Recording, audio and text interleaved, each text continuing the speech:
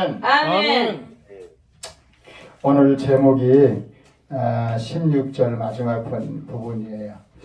우리 같이 해봐요. 은혜의 보좌 앞에 담대히 나아갈 것이니라. 담대히 나아갈 것이니라.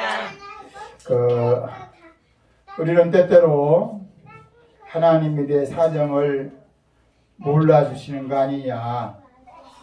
내가 이렇게 힘들고 어렵고 우리나라의 경제 사정이나 정치적인 상황이나 우리가 볼 때, 우리가 생각할 때, 우리가 돌아보면서 어떻게 하나님이 살아계시다면, 우리를 사랑하신다면 왜 이렇게 무관심하실 수가 있느냐 라고 생각할 때가 있어요.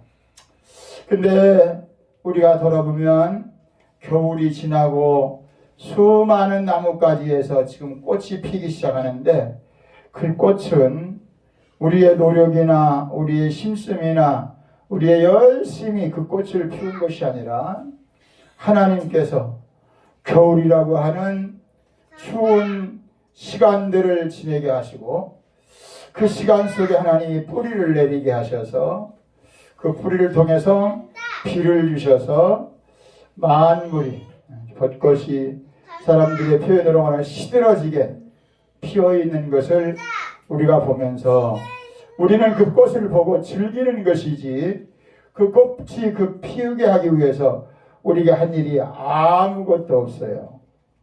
은혜를 받는다는 것은 내 편에서는 한 일이 아무것도 없지만 하나님 편에서 주고 싶은 거예요. 이 봄이라고 하는 것은 우리들이 원해서 온 것이 아니라 하나님이 우리에게 주고 싶은 꽃들, 만물이 있어서 하나님이 우리에게 주시는 선물이 봄이에요. 우리 같이 합시다. 봄을 주신 것은 하나님의 선물입니다. 할렐루야. 우리가 때를 따라서 병이 들고 아프고 힘들고 어렵고 답답한 일을 당할 때 왜 하나님은 우리에게 무관심하실까? 왜 하나님은 내 사정을 몰라주실까? 이렇게 의문시할 때도 있고 답답해 할 때가 있는데, 오늘 말씀에 보면, 야, 너 하나님의 말씀을 자세히 좀 봐라. 네 생각이, 내 마음이, 너의 형편이, 너의 상황이, 너의 모든 이루어지는 환경이 네가 볼 때는 그렇게 힘들고 어렵고 고통스러울지는 모르지만 하나님은 그 가운데서 너에게 이렇게 해주기를 원한단다. 그것을 우리에게 오늘 말씀을 통해서 가르쳐 주셨는데, 우리가 조금 이해하기 힘든 부분이 있긴 하지만 우리 그런 마음을 갖고 히브리서 4장 12절부터 16절을 다시 한번 보겠습니다.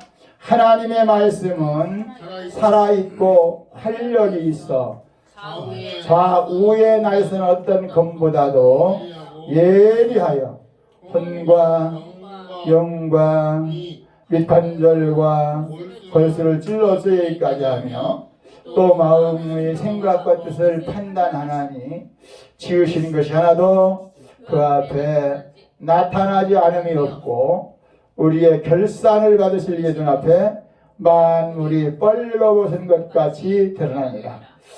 여기 하나님 말씀에 보면 하나님 말씀은 살아있는 말씀인데, 다시 말하면 하나님 말씀은 글로 적어놓고 그냥 끝나는 것이 아니라 하나님의 말씀이 천지만물 우주공간, 어쩌면 사람의 마음과 생각과 뜻까지도 보시게 보여주는 말씀이라는 거예요. 그래서 만물이 뻘거벗은 것처럼 숨길 수 없이 드러난다는 거예요. 이 표현을 베드로전서 1장에서 이렇게 말했습니다. 우리 같이 한번 베드로전서 1장을 찾아보겠습니다. 베드로전서 1장, 히브리서 다음에 그 다음 야고보, 베드로전서 1장 보겠습니다. 우리의 마음과 생각과 뜻과 혼과 영과 및 관절과 골수를 쪼개기까지 하는 말씀이 우리의 삶의 모습을, 우리의 생명이 살아가는 삶을, 우리의 육체의 생명을 이렇게 표현했습니다. 베드로전서 1장 23절부터 25절까지 함께 보겠습니다. 너희가 거듭난 것은 썩어질 씨로 된 것이 아니요 썩지 아니할 씨로 된 것이니 살아있고 항상 있는 하나님의 말씀으로 되었느니라. 우리 같이 합시다. 살아있고 항상 있는 하나님의 말씀으로 되었느니라.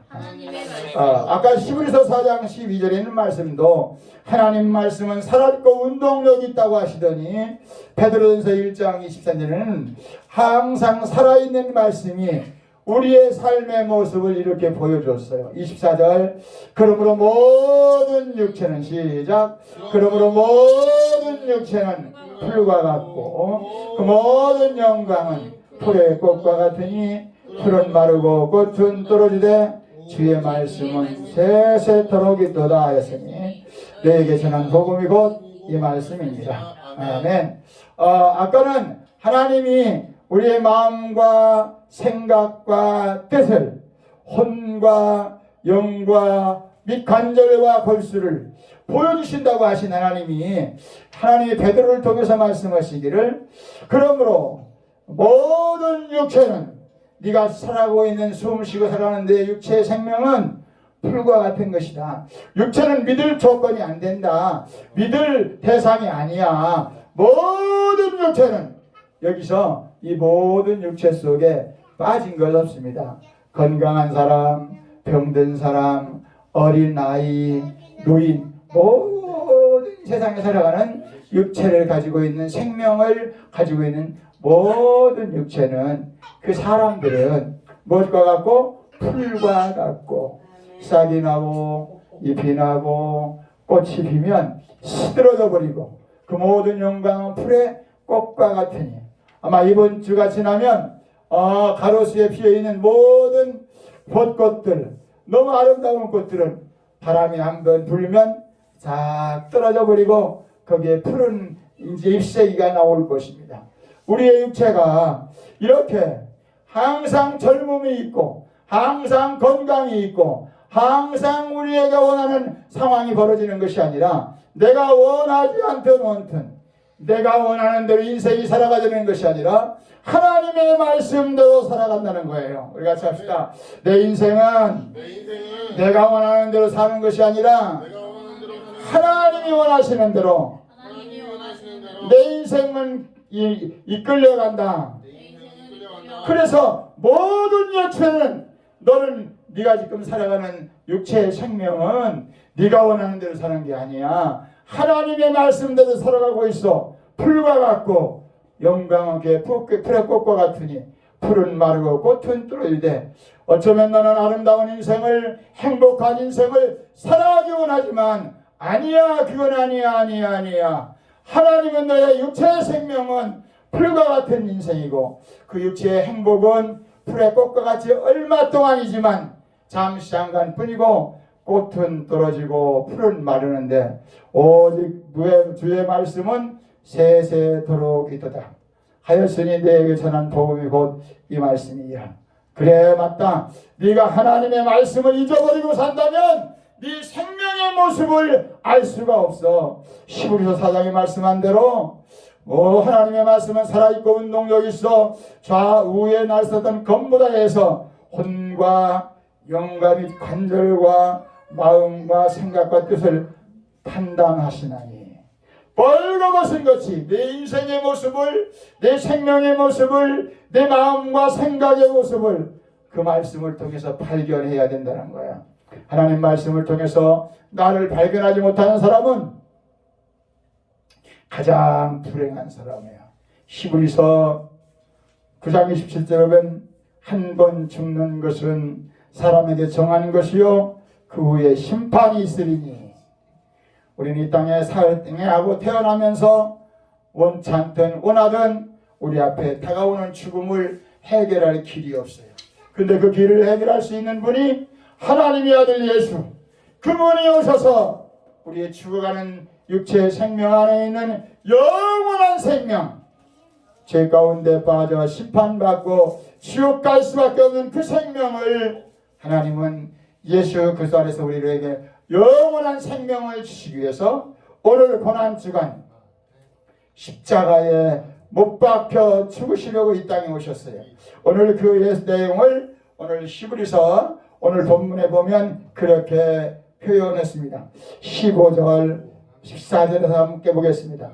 히브리서 4장 14절부터 하나님의 말씀에 대한 것을 말씀하시더니 그러므로 시작 그러므로 우리에게 큰 대제사장이 계시니 승천하시니 곧 하나님의 아들 예수시라. 우리가 믿는 도리를 굳게 잡을지어다. 이 예수를 꼭 잡아야 되는 거죠. 이 예수를 꼭 잡아야 하나님의 살아있는 말씀을 경험할 수 있다는 거예요.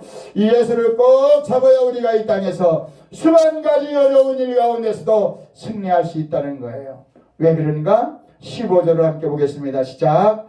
우리에게는 있는 대제사장은 우리의 연약함을 동정하지 못하실 이가 아니요 모든 일에 우리와 똑같이 시험을 받은 이시로되 죄는 없으시니라.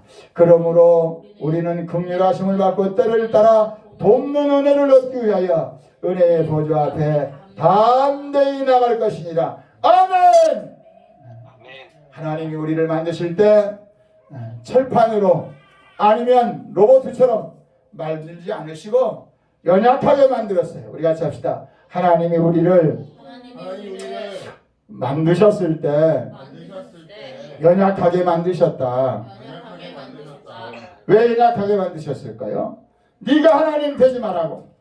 우리 같이 합시다. 내가 하나님처럼 살지 말라고 하나님을 의지하고 살게 하시려고 연약하게 만드셨다. 아멘. 고린도후서에 보면 연약한 그릇을 깨질 그릇 질그릇이라고 했어요. 어느 날을 툭 하고 떨어지면 뼈가 부러지고 사고가 죽을 수밖에 없는 질그릇 같은 연약한 우리의 연약한 육체에 하나님의 말씀을 담을 수 있는 보배로운 마음 믿음을 주셨어요. 우리 영진이 이름이 그래서 영진이 이름이 보배 진자를 써서 하나님이 주신 보배 그렇게 영진이 이름을 제가 하나님의 은혜로 주셨어요. 그렇기 때문에 우리가 이 땅에 살면서 하나님 앞에 나아갈 수 있는 것은 내 자신을 의지하면 부끄럽기 짝이 없고 실수와 죄가 허물이 많이 있지만 그런데 우리를 위해서 십자가에 피 흘려 죽으신 우리에게 있는 대제사장은 우리의 약함을 무시하는 자가 아니라 동정하지 못하실 이가 아니라 모든 일이 우리의 똑같이 시험을 받으시니로되 죄는 없으시니라. 죄 없으신 예수님이 이 땅에 오셔서 십자가에서 우리의 죄와 죽음과 저주를 담당하시고 나를 바라보거라 나를 의지하거라. 그래서 돕는 은혜를 얻기 위하여 은혜의 보좌 앞에 십자가 앞에 담대히 나갈 것이니라. 하나님 앞에 나갈 수 있는 길이 열렸어요. 십자가의 길, 은혜 받는 길, 축복받는 길. 그래서 그 밑에 제가 고린도후서 6장 1, 2절을 적었어요. 우리 진서 할머니 성경을 한번 찾으시자고 했는데 고린도후서 6장 1, 2절 1절 2절 6장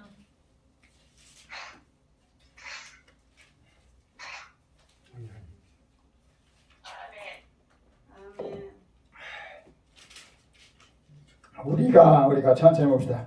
우리가 하나님과 함께 일하는 자로서 너희를 권하노니 하나님의 은혜를 헛되이 받지 마라. 무시하지 마라 그 말이에요. 이르시되 내가 은혜 베풀 때에 너에게 듣고 구원의 날에 너를 도왔다 하셨으니 보라. 우리가 섭시다. 보라 지금은 은혜 받을 만한 때요. 보라 지금은 구원의 날이로다.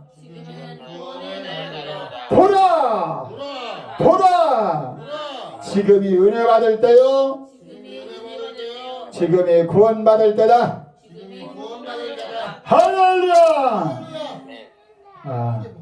우리 주은이 우리 은철이 지금이 은혜 받을 때요 지금 이 시간이 하나님이 은혜 주실 때요 우리를 축복하실 때인 줄 믿습니다. 십자가에서 흘리신 피는 2000년 갈보리 언덕에 있었지만 믿음의 피는 오늘도 주여 그 피가 내게 필요합니다. 그 피를 의지합니다. 그 피가 우리의 가정에 필요합니다. 그 피가 이 나라 이 민족 가운데 필요합니다. 주여 우리를 도와주시옵소서. 예수님의 십자가 흘리신 피 찢어주신 살 그 은혜가 우리에게 필요합니다. 지금 필요합니다. 오늘 필요합니다. 당장 필요합니다. 주여 내 심령 가운데 내 연약한 육체 가운데 우리 가정 가운데 사랑하는 자녀들 가운데 내가 일하는 일터 가운데 하나님이여 함께 하시고 이 나라 이 민족에 하나님의 은혜를 주옵소서. 하나님이 역사하여 주옵소서. 우리 주여 세 번 부르고 함께 기도하겠습니다. 주여